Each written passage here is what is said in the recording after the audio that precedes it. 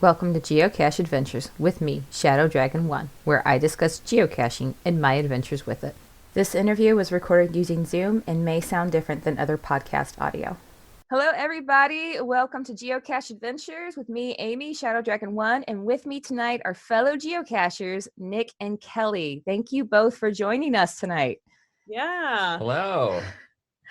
So, you both started geocaching during the pandemic, correct? We did.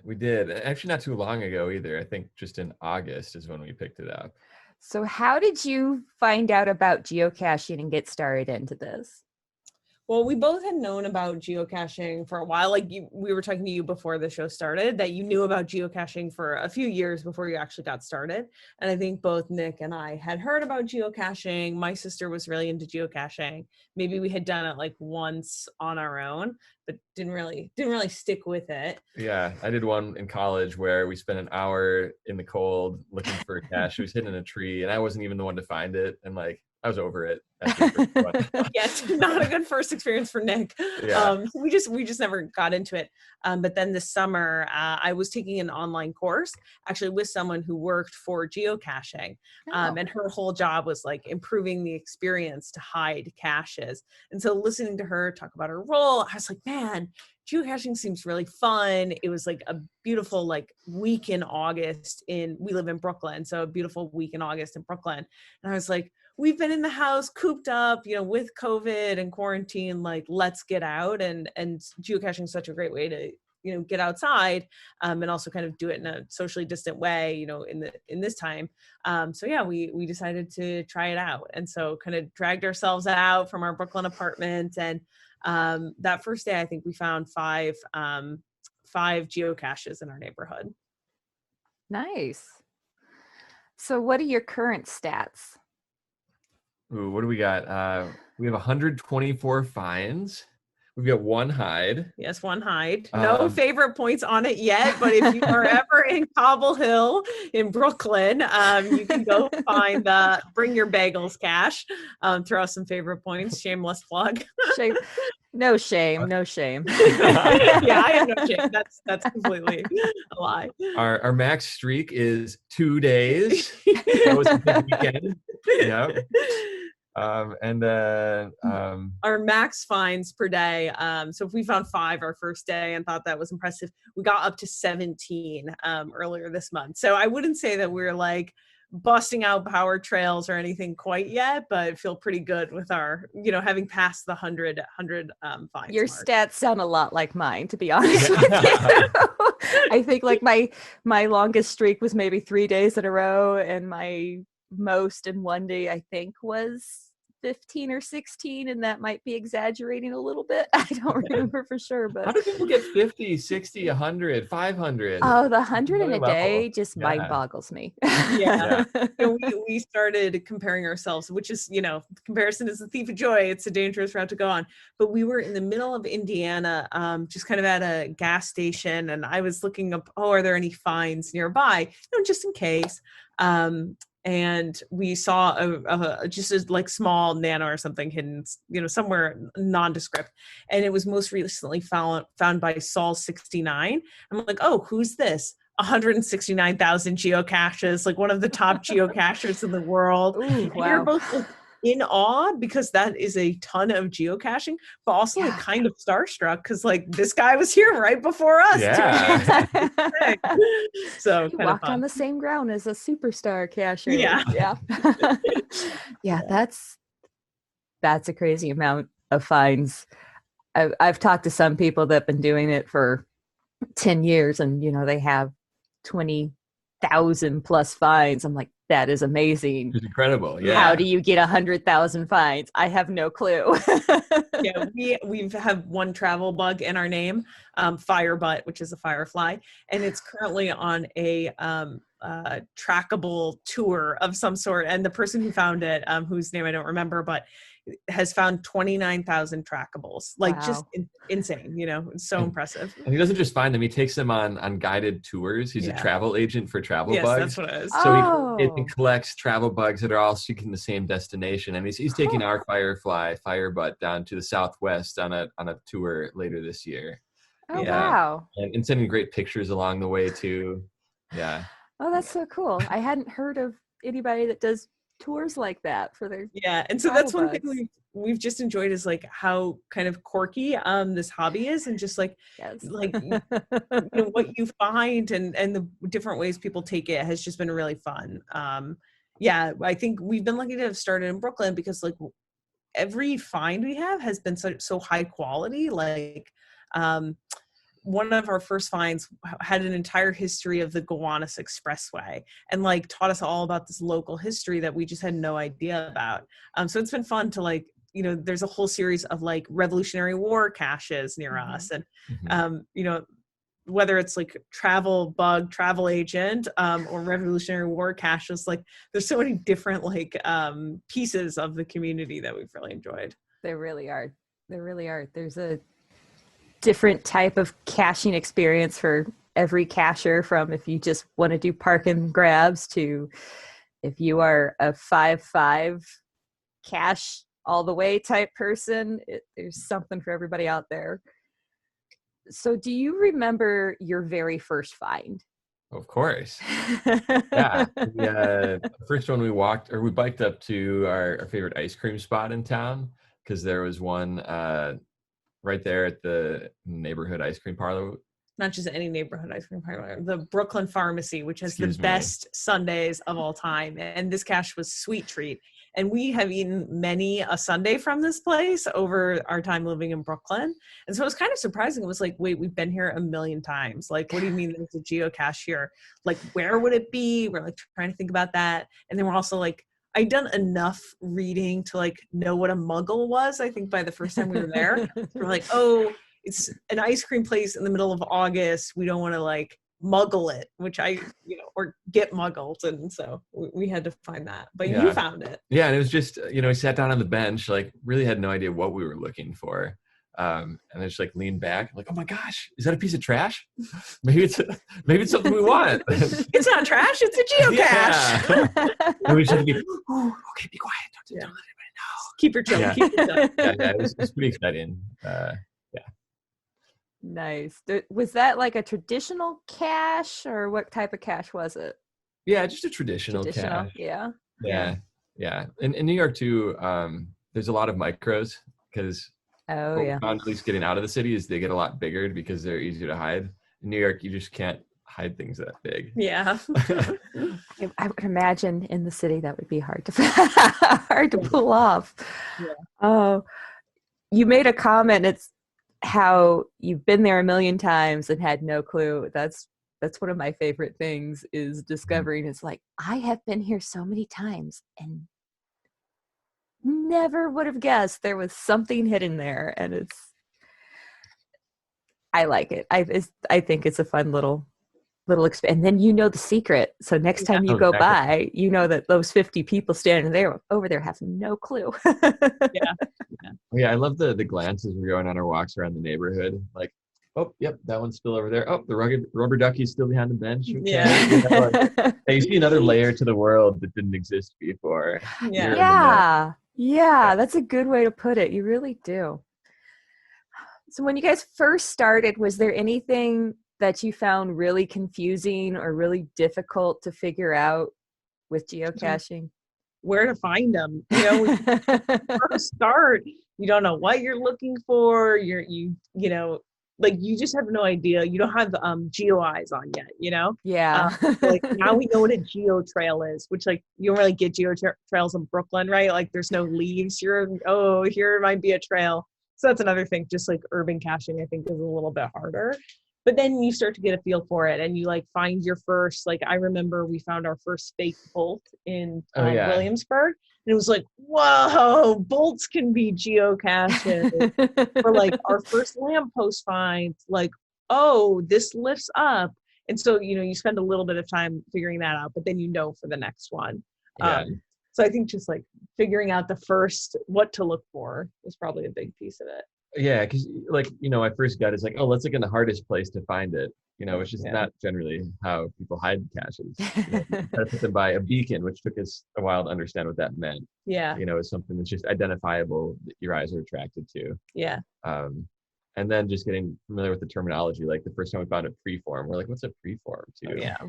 Like what's bison tube? Yeah, like these things you just don't know what you're looking for. Is it this big or is it like this big? I really don't know. And then I would say, but we have been shameless about using everything at our disposal. Like we're not hardcore. So like early on we realized like we're not very patient. So for us to enjoy this, we have to cheat if we need to, right? So we're like, okay, we give it like 3 minutes, like I don't know, a minute. Like I don't think we spend so much time like looking on our own.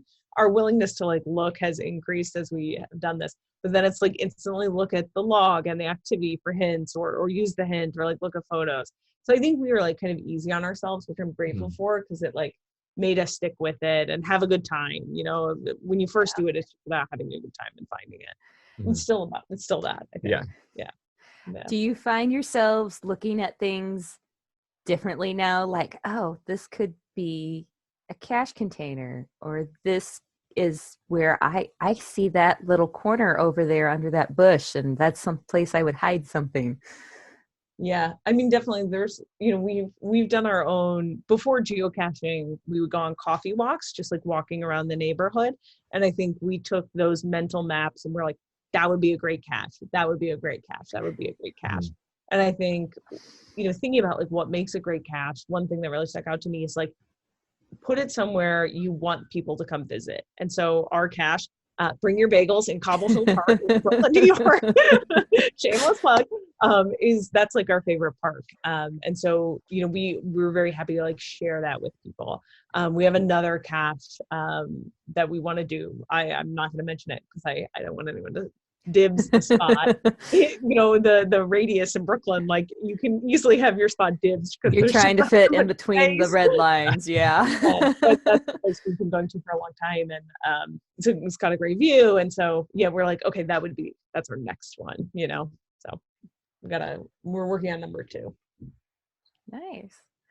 Have you found a lot of different cache types so far, or are you mainly just traditional in the area that you're in, or have you had the opportunity to go find different types of caches? A few, yeah. I mean, we've done the like traditionals a lot, and then multi caches. Those are always fun. We had really fun with we were visiting family in Wisconsin, and we did a message cache or message box. And it was so weird to get used to, but by the end of it, we loved it. It was just like step-by-step turn instructions through this park down different trails. And like, you could have easily just said, go to this trail and it's on the corner, but it's so much more fun to like try and follow directions where it said, take 10 steps, then take a left, then take 10 more steps and take a right and go 100 paces, you know, and look for the big tree. It was so fun. And then we started to get into like puzzle caches. Yeah. Those are really rewarding and pretty fun. Yeah, we've had some that have panned out. We had a good one in Governor Dodge State Park in Madison. That was like our first real in the woods cache. You know, we've been in Brooklyn, like this is the only time we've left Brooklyn in quite some time. And so to see like, we had to like dig in the leaves and find an ammo box. And that was like such a cool moment for us because it was so different than anything we found. And then another cool cache we had was a night cache. And we saw that as an attribute and we were like, that'd be dope to find. And one was enabled right near us. And so we got to check that out. And that was super cool. It had like the fire tax on trees. So you like get out to the parking lot and you pan your flashlight around. All of a sudden like this little like beacon lights up on the tree. You're like, oh my gosh, there it is. Let's go. It follows around for half a mile and you end up in the woods digging for the cache. And that was pretty cool. Yeah. Do you guys have a favorite cache type so far? The ones you can find. Yeah. I would agree. And I would just say, you know, it doesn't matter. Well, my thought is like, I'd be curious to hear what you say, but it doesn't matter what type, right? Like traditional, multi, mystery, whatever. But when there's thought in it, you know, even there's one by us in Gowanus, which is a super fun site. It's like a total junkyard. Like the amount of caches near us that are like celebrating the history of the super fun site or the expressway, like, you know, we're learning something in those. Same with like earth caches, you like get to learn in those. Or just like, you know, there are some really elaborate ones on Long Island that just take a ton of creativity. So when, you know, cache owners put in extra effort to like make it delightful, whether it's in learning something or like doing a pinball thing to like Pinball Wizard in Long Island is what I'm thinking of, where it's like a game to get it out. So I think those that go the extra mile really enjoy those. We found too that like it seems like there's different communities with geocaching, like regional, and they all inspire each other to get better in something. I'm noticing here, like in Minnesota, there's a lot of puzzle caches of a certain type. There's so many of them, and it's really fun to like get into that type. Or like in New York City, everyone tries to put more and more history and knowledge into there. So like there's really, really educational caches. Further on Long Island, we came across like a town that was all about puzzle caches. And like everyone's trying to one up each other there. So there's like, half a dozen geocachers who have a bunch of puzzle caches that are all super creative and really fun. Yeah. Well, that's cool. Excuse me. So at this point, I'm guessing you guys have some sort of caching kit you've developed. Kind of. I would say it's mostly a cell phone. Yeah. Yeah. I think our tools are our cell phone, flashlight, and camera. I mean, again, we live in Brooklyn, right? So the under the bench, like Sly, can you see anything? Yeah, instead of a mirror, we'll take a selfie underneath the bench. Oh, there you go. That's a good one. But that's like really it. And if we're smart, we'll remember to BYOP and bring a pen. Been spoiled with that. Ooh, but the New York City bodega always is there to save you. I don't know if you're familiar with the bodega culture, but there's always a store on the corner. Those are like the little corner stands, right? Okay. Everything you could ever want. Which like sometimes you put it to the test and you're like, why would they ever sell individual pens? Like how big of a market can there be for individual pens? Lotto tickets, I get. Milk, okay. Individual pens? Maybe there's a bunch of geocachers. Sure enough. One of them came in handy on our way to pick up. It was a puzzle cache. We'd spent like a week working through. There's like 7 stages to it. It was really involved. And we found the cache the previous day, but didn't bring a pen. Oh, like, we found the cache twice. Nick is trying to pretend like he didn't forget the pen twice. He's responsible for the pen. So it was our 3rd time. Yeah. And then the one thing we did, the only other tool we've gotten was we had a custom stamp made. When we were out in Wisconsin, again, like in New York, it's just like all you can do to sign a log. But in Wisconsin, there were all these like full-size notebooks with stamps. And we were like, this is so cool. We need a stamp. So we got a custom stamp made on Etsy, which has been nice. So you've mentioned, obviously, New York because you're in Brooklyn. And you just mentioned Wisconsin. And I heard Minnesota. How many states have you cached in? Well, we... So we're staying with family in Minnesota right now, and we road tripped out here. Oh, okay. Also Wisconsin. So we've hit all the states along the way. That's a long road trip. Right? Yeah, it was a long road trip. Yeah. And then again, you're like, okay, how do we we've been finding caches at the service centers. I mean, we're not like stopping anywhere and doing anything really along the way, but we're like, okay, maybe we can get a cache here or a cache there, which is cool.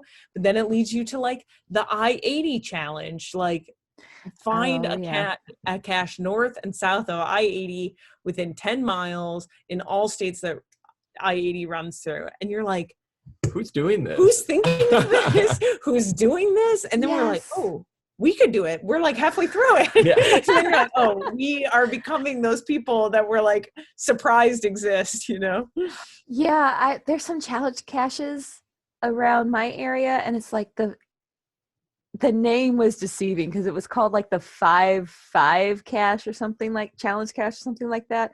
And you're supposed to find 500 geocaches in 5 different states each. What? Wow. 500 in each state for 5 different states. I'm like, wow. What? Yeah. How? Yeah. Okay, and so how close are you to that one? Not even. I'm at, I think, 158 total, and they've all been in Missouri so far. So, okay. So I'm a long ways away from that one. Yeah. Yeah, we have to have something to aspire to, Yeah. Yeah. Yeah, there's a lot you can aspire to in geocaching. It's really interesting because if you want to aspire to challenge caches, you got those. If you want to be, I heard of a guy that goes out every day and finds a geocache, and every single day, and I think it was like a 3-year streak he had going. Wow.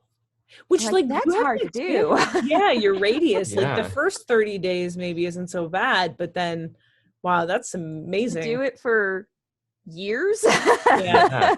The Like I stress of know that there's too. a like doing it for 1 year is a big deal, and that's like a milestone that I know some cachers strive to hit, and then to continue doing it for multiple years, it's just mind-boggling to Yeah. me. Yeah, that's amazing. That's amazing. Yeah, I know. What I haven't seen is like, well, I haven't really Googled, but I would love to see a list of like the craziest geocache challenges. And I know there's some like, find a geocache for published from every month that geocache has been around. Like that's very popular. But like, what are all these like? You're looking for really weird Yeah, I'm ones. looking for the weird niche, likely unattainable ones. Yeah. Find 20 caches that are more than 100 feet below sea level. Yeah, yeah. Yeah, I've seen some where it was you were supposed to find so many different cache icons, like different cache types, and I think it was like 12 different ones in a single day. Oh wow. Whoa. Yeah, in a single day. It was a significant number. It was quite carefully. 10 or more. I don't remember exactly, in a single day. It was like, depending on the area you're in, Yeah. that's going to be really hard to do. I don't even know if you can do that in New York City. Yeah. Yeah, that's impressive. Yeah, there's all kinds of cache challenges out there, and it's amazing what you can find, and some people just absolutely love them. I tried doing a couple challenge caches, and I was like, you know what, this feels like a lot of work and not so much fun anymore, so maybe this isn't for me. Yeah, gotta keep it fun, even if that means reading the hints, you know what I mean? Yeah. Best geocache is when you can find. Yeah. Exactly. So you guys said you have one hide already out there.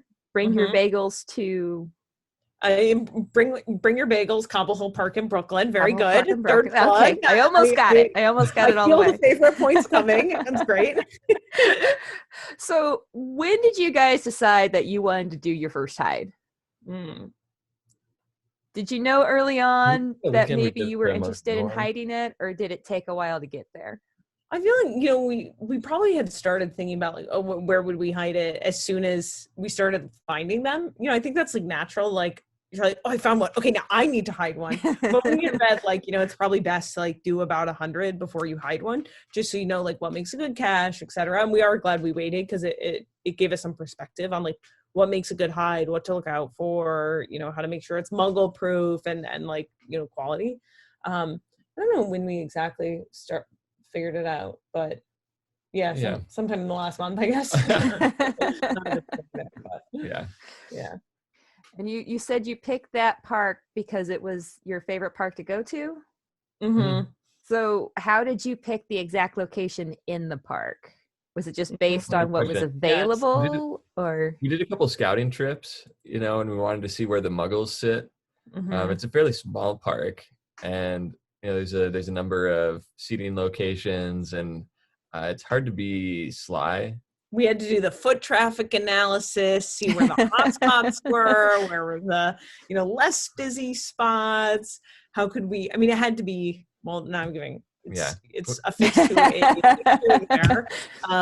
And so, our biggest thing was like, we didn't want kids to find it because half the park is a playground, and then just putting it anywhere near tables is like kind of a no-go given the velocity there. Yeah, and you don't want people like sitting at the table for all day and you can never find the cache. Yeah. So our biggest thing was like, does it look hidden but findable? And so we were happy when it was found like twice within the first day. We were like, okay, people can find it. It's first mission achieved. Now does it not get stolen? That's the second objective. So what type of cache is it? Did you go with a traditional cache, or did you do a different cache type? Yeah, we just did micro. Micro. Nano, I guess the little magnetic tiny nanos that some people love to hate on. Yeah. Oh, I love to hate on those. Like, what do you do? Oh, yeah. Well, yeah. Given your location, I can understand why you went like that. I sometimes try to cache with my son who's 6.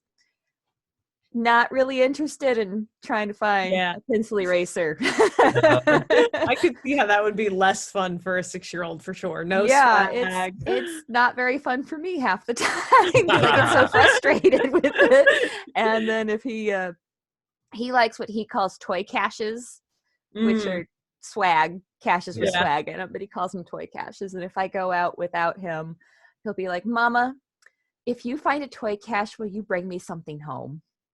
Oh, of course I will, sweetie. How can I say no to you when you do that? We've been wondering like what kind of swag would we leave, and this is just kind of a funny story. I mean, like what is the right thing to leave? I don't know, maybe a decade ago, like maybe not quite. I spent 1 year driving the Oscar Mayer Wienermobile across the country. And like, wow. I wish I had geocached then because I would have definitely like amped my states up. But in that year driving the Wienermobile, I have just like thousands of wiener whistles. And I was like, this would be such good geocaching swag. Yeah, like kids would love that. Adults would love that. They fit in a ammo box. They come pre-wrapped. Like you can't get better than that. So we're at the in-laws who are graciously, thank you, Carol and Denny, storing all of our stuff that doesn't fit in the 400 square foot Brooklyn apartment. So we're going to bring a bag of whistles back so that we can drop them in caches. Oh, how fun. I love it. Yeah. That would be absolutely amazing to find. And the Oscar Mayer weenie whistle. That's amazing. Yes. We're like looking for reasons to get rid of them. This is the perfect reason. It's perfect. It's perfect. Yeah. I would just start sending them out as Christmas presents. If you got that many, everybody gets a weenie whistle this year. Yes, exactly. Oh, that's great. I love it. So has geocaching taken you to maybe an area around your town that you didn't know was there, like a monument or some sort of little hidden gem in Brooklyn that you always, didn't know about? Every time. Yeah, for sure. Like there's so many things that we have never thought to look at in our city. Yeah, like, I mean, one example is Fort Greene Park.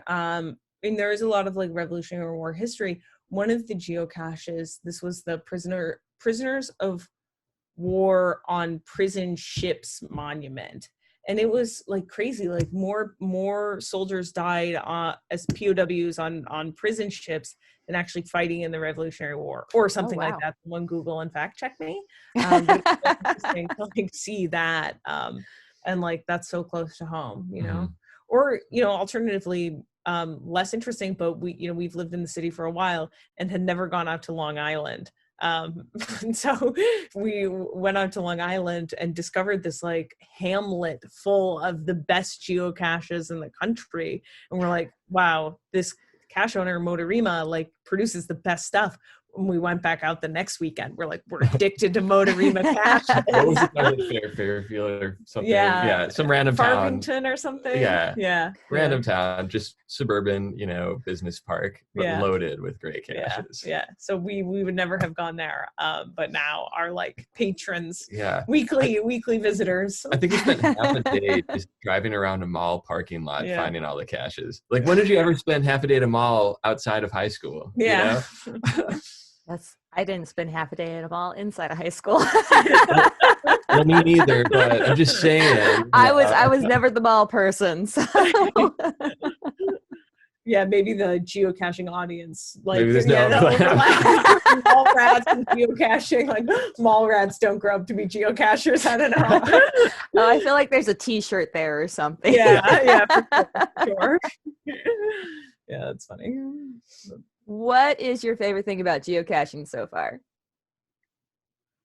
I think it's the high of finding one, like I think we're just like, oh, we found it. Well, actually we say, so that no muggles catch on to us when we find a cache, our tradition is to yell, I got a text, which in a British accent, which like I got a text is like a reasonable thing maybe to say. It's not suspicious, but that actually comes from Love Island, that was our prior quarantine hobby, was watching Love Island, which is a British TV show, 54 1-hour long episodes. Like when you think about quarantine hobbies, 54 hours of Love Island versus 54 hours of geocaching, like much better hobby. Yeah. So. Wish we would have found that earlier. Yeah. So anyway, I think my favorite thing is just the feeling of like finding it and just this like little like endorphin rush that you get when you find it. I think, there's so many other benefits of like taking you to new places and planning and, everything, but it's just the little endorphin rush is my favorite. Yeah, well, you said the last bit there that was going to be my favorite, which is like the places you go that you never thought you'd want to go. Especially because like as you fill out your smileys around you in the places that you're familiar with, then like you're forced to go to places you've never been to like find the rest of them. And they're always going to bring you to places that you never really planned on going to. And, like just thinking about a park that we'd go to every weekend if we had the chance, it's like now we have to go to a different park every weekend because there's caches at those different parks. And like forces you to change your routine in like a really positive way. Yeah. We found a great park just south of us at the Red Hook ferry area, and it's just like, whoa, this has been 1 mile from us for 3 years. I cannot believe it. It's amazing. So it's just, that's been a real joy. Very cool. Have you guys had to log any DNFs? The Oh my dreaded gosh, DNFs. How many many? DNFs. And this is, okay, when we talk about people like the most extreme ends of geocaching, I saw one person on Reddit and they had a tag and it was like the total number of DNFs they'd had, and it's just like thousands, and so they were celebrating how many DNFs they've had, which I love that, right? Like it's such an important, it's just like part of it, right? Part of it. I was trying to find the picture of it, but there was someone left a business card for like DNFs, and it was proud about how many DNFs they had over the years, and it's their business card. So if you have trouble finding one, you can call them too, and they will be of no help. It's very funny. I love it. It. I'm trying to think. I don't know if we've had any dramatic DNFs. You just have to let them go, But one thing we will say that we'd love your input on this. Thanks for the quick find. Does that mean it was actually a quick find for people, or is that an inside joke that this is definitely not a quick find in any way? I think it depends on the cache that they note it to.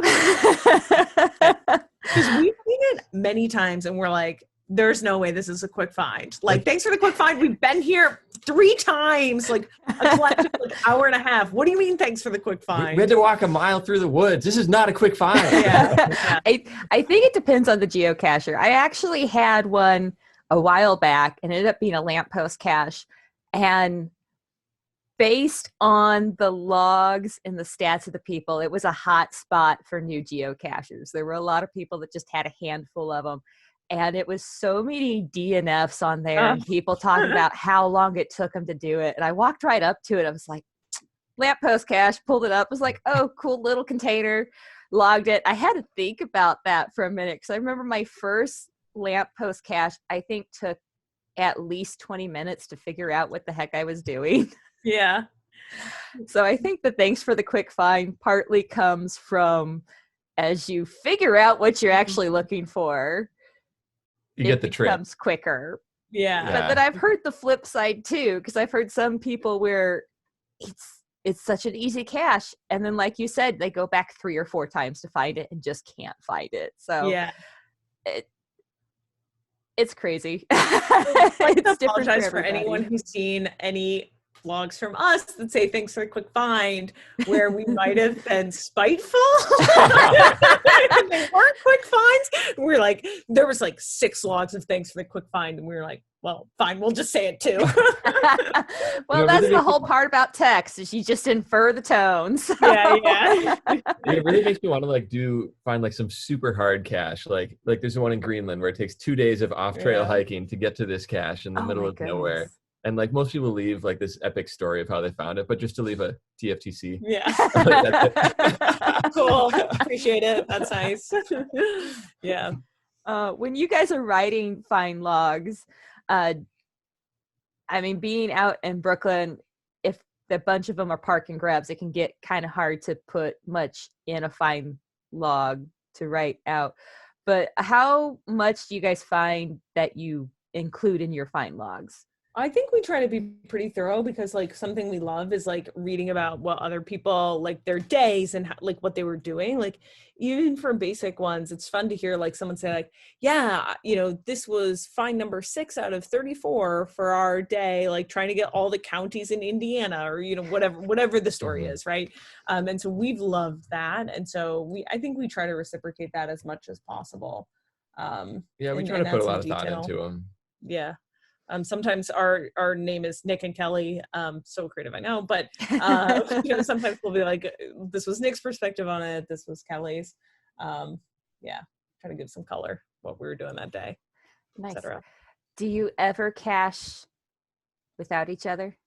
No. And Kelly. Yeah. Our stats would be cattywampus. Nobody actually I suggested it once and it was very swatted down very quickly. Yeah. I was like, oh, okay, we solved this puzzle together. I just want to run out and grab it. Yeah. You're like, no.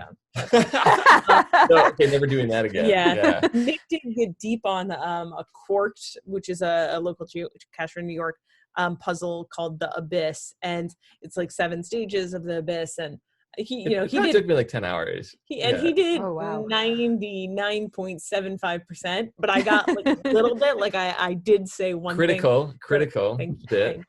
Thank you. But he did that. But we still went and got the cache together. Yeah. So, yeah. Just from what you said, I feel like there'd be a lot of drama if somebody went and got a cache without the other. Oh my gosh, Where are these? Where have you been? Who have you been seeing? Yeah, like I'm not reading his phone. Caching with Blueberry Buddy? Who's that? Like Netflix cheating on people. Like, how could you? The infamous geocaching log. Yeah. But I mean, this is quarantine and we haven't been apart from each other for more than 5 collective total hours since March. So there's no doing anything by themselves. Wow.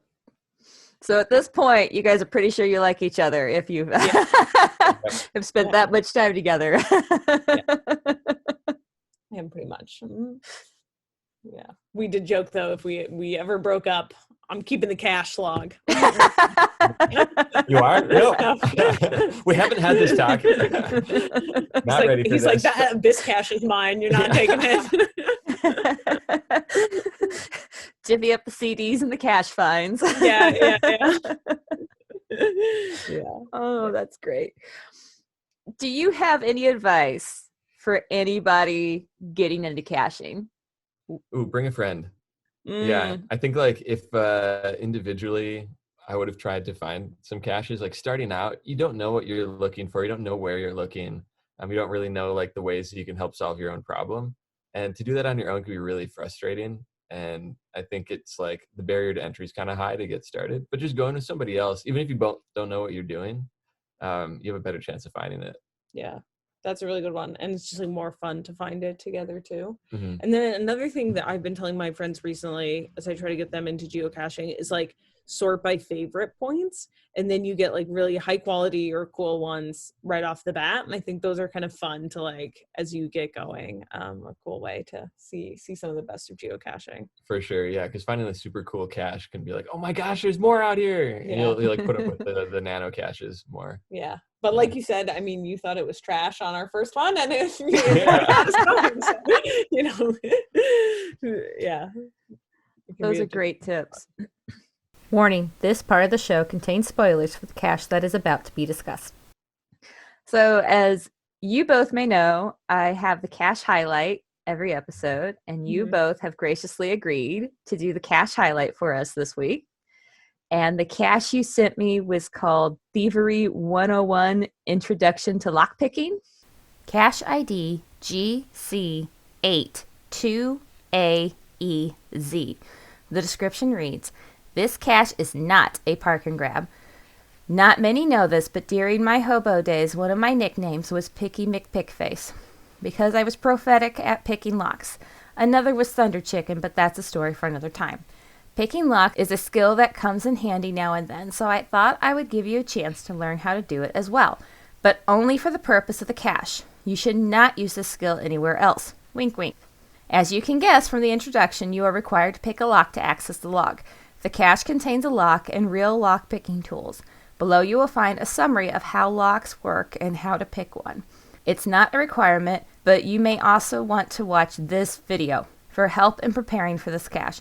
Not only will it show you how a lock is picked, but I found the combination of the narrator's voice and background music amusing. Despite what Biggity Bins may say, I'm a nice guy, so the lock I've chosen for you for this introductory lock-picking cache is a training lock, which is transparent so that you can see the pins move as you pick the lock. Yes. A Motorima cache out in Long Island. Yeah, this was a good one. Motorimas have all been fantastic. This lock-picking one was fun because we learned a useful skill. I would say lockpicking's a useful skill. You can pay 50 cents to get your key cut, or you can buy a lockpicking set that'll be good forever. Yeah. On any lock. So this lock was cool. Lamppost cache, but then to actually get the cache, you had to use the lockpicking tool set that was included with the cache to pick the lock to then get the nano out of it, which was awesome.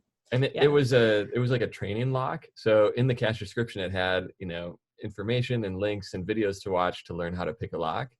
And it was like a clear lock, so you could see through it and understand how it works. And then the follow-up cache to Lockpicking 101 was Lockpicking 201. And it was just around the corner in the mall parking lot. And it was a lock, but was not see-through. So you had to feel it and use your skills you picked up in 101. You can tell he's an engineer. It's just radiating. Yeah. Maybe it's biased that I picked the favorite lock. Yeah. The favorite cache. What kind of engineer are you? I'm a mechanical engineer. I am too, actually. Nice. All right. You would love this cache. Yeah. When I pulled up the description, I was like, oh my gosh, I wish this was near me because this looks so fun. Yeah, it was cool. Not to brag, I got it 30 seconds. Yeah, you were good. Yeah, you were yeah. good. And then what did I do? I said, lock it back up. I gotta solve it too before we can open the cache. 10 minutes later, Nick still hadn't opened the lock. At that point, we were committed. Yeah. So we did. I was like, go back, but then he got it, and then lock picking 201 or thievery 201, whatever it was. We were like, okay, we can redo this, but we're signing the log before we lock it back in. Should there be any challenges? Actually, I think you got that one faster. Yeah, but for the record, we both did unlock 201. Okay, babe. We both did it. For the internet. Yeah. Just they know you got it. Yeah, that was a good one. Very nice. So what was it? I'm trying to picture this in my head. So it had a lock over some sort of container that you opened to get to the nano. Is that how it worked?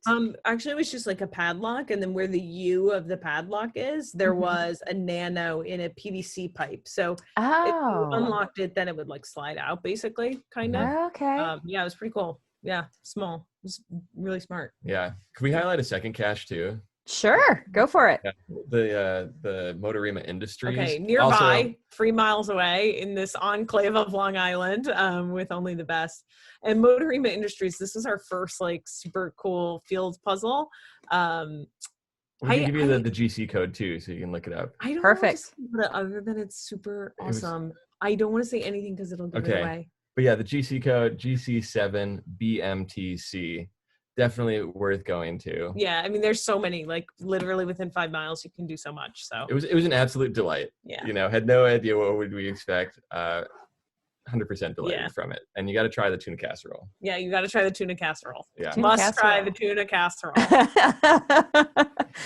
Is it a tuna noodle casserole or just straight up tuna casserole? Nope, can't say anything You'll else. have to go to when COVID is over, come out to Brooklyn, bring your bagels, call them apart, and then go to Motorima Industries out in Long Island. Oh, that sounds like fun. Well, I definitely hope to get out there to see Bring Your Bagels and check out all these awesome caches you've told me about, for sure. Yeah.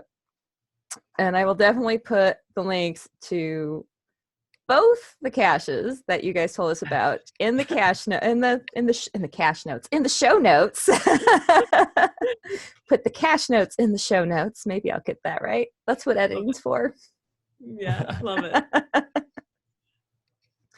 So is there anything else you both would like to share with us? No, I think just remember to bring your pen. Yeah. Yeah. Probably the other advice we have.